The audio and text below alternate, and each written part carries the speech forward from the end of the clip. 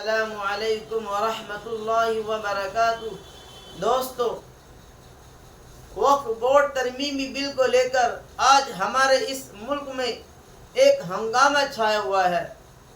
वक्फ board तरमीमी bill के ताल्लुक से हमारे बड़े बड़े उलमाए किराम बहुत मेहनतें कर रहे हैं और जल्द से जुलूस कर रहे हैं, मीटिंग कॉन्फ्रेंस कर रहे हैं। हमारे बड़े बड़े लीडर इस सिलसिले में एक दूसरे से गुफ्तगू कर रहे हैं, बातचीत कर रहे हैं। अभी कुछ दिन पहले JPC की एक मीटिंग हुई। उस मीटिंग के अंदर हमारे बड़े बड़े उलमाए किराम पहुँचे और उन्होंने इस बिल के खिलाफ आवाज़ उठाई और बयानात दिए। दोस्तों, आवाम की बहुत बड़ी ताकत होती है। अगर आवाम ने, जनता ने अपनी ताकत दिखाई तो ये बिल हरगिज़ पास नहीं हो सकेगा। इसी दौरान अबू आसिम आज़मी का एक बहुत बड़ा बयान आया है और उनका ये बयान सोशल मीडिया पर बहुत ज़्यादा वायरल हो रहा है। आप उनके इस बयान को ज़रूर सुने, इस बयान को मुकम्मल सुने, छोड़ कर ना जाएं, क्योंकि मेरे दोस्तों, इस बयान को पूरा मुकम्मल सुनेंगे तो हमें कुछ न कुछ समझ में हमारे ज़रूर आएगा। आप इस पूरे बयान को मुकम्मल सुने और बहुत अच्छे अंदाज से अबू आसिम आज़मी ने ये बयान दिया है। बिल में ये खतरा सबसे बड़ा है कि वक्फ बोर्ड को रबर स्टैम्प बनाना चाहती है सरकार। वक्फ बोर्ड सिर्फ रबर स्टैम्प बनेगा। वक्फ बोर्ड की सारा पावर एक कलेक्टर को देना चाहती हैं। अब ये जो है नए बिल में ये किसी ज़िले में कोई ज़मीन वक्फी है या नहीं है, ये फैसला अब वक्फ बोर्ड नहीं करेगा बल्कि कलेक्टर करेगा, जैसा मौलाना साहब ने बता दिया आपको। कलेक्टर करेगा फैसला। और कलेक्टर कौन है? सरकारी आदमी है। किसका आदमी है? सरकार का आदमी है। कल अंबानी के घर की ज़मीन, जिसका सुप्रीम कोर्ट में केस चल रहा है, और मैं दावे से कहता हूँ ये ज़मीन वक्फ बोर्ड की है जी।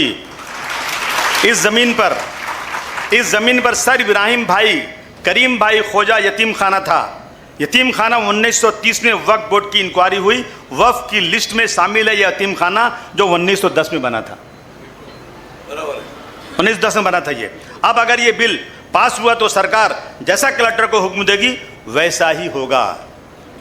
मैंने तो कहा था उस दिन, ये बिल्डिंग गिर तो नहीं सकती, लेकिन वक्फ बोर्ड के लीजी बनाओ इसको। वक्फ बोर्ड से लीज पर जगह लें वो। अब एक ही हल है कि अंबानी वक्फ बोर्ड के पास आएँ और कहें कि भाई ये ज़मीन आपकी है, मुझे इसको लीज़ पर दे दो, उसका लीज़ का भाड़ा हो जाए, दूसरा कोई रास्ता नहीं है। लेकिन ये भी सरकार करना नहीं चाहती है। वक्फ का कानून यह है कि ज़मीन हमेशा वक्फ की रहेगी। कल किसी मस्जिद दरगाह को कलेक्टर, किसी का घर, मौलाना साहब ने कहा किसी का घर कह देंगे ना, तो कलेक्टर साहब की बात ही मानी जाएगी।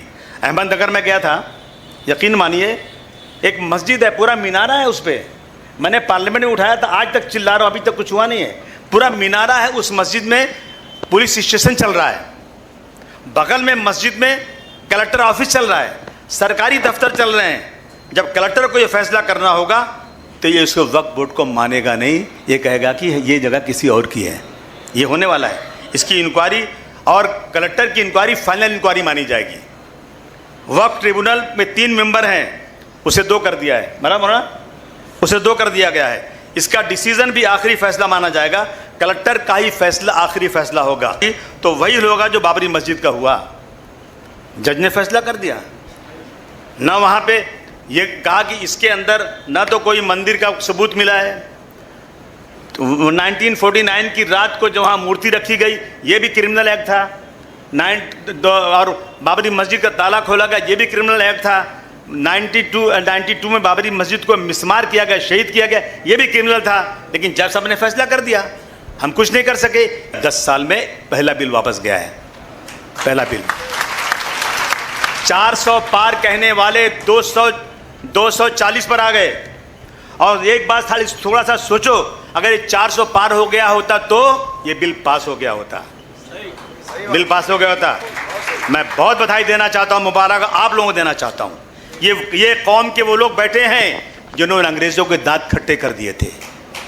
ये वो लोग हैं।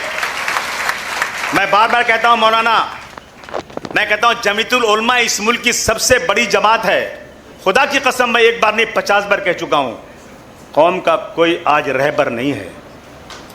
कौम बेरहनुमा चल रही है। हर आदमी अपना फैसला खुद कर रहा है। 20-25 करोड़ मुसलमानों का कोई रहनुमा नहीं। हाथ जोड़कर कहना चाहता हूं, खुदा के वास्ते उठिए आप लोग सारी दोस्तों, आपने अबू आसिम आजमी का बयान सुना। अल्लाह ताला से दुआ करें, अल्लाह ताला हमारे इस मुल्क में अमन व अमान का माहौल पैदा अता फरमाए और चैन सुकून अता फरमाए, और नमाजों में भी एहतमाम करें दुआओं का। अल्लाह से हर वक्त दुआ करें, अल्लाह ताला हमारे इस मुल्क के अंदर चैन सुकून अता फरमाए और जालिम लोगों से तमाम लोगों की हिफाजत फरमाए। आप इस वीडियो के मुतालिक आपकी क्या राय है, कमेंट में लिखकर ज़रूर बताइए।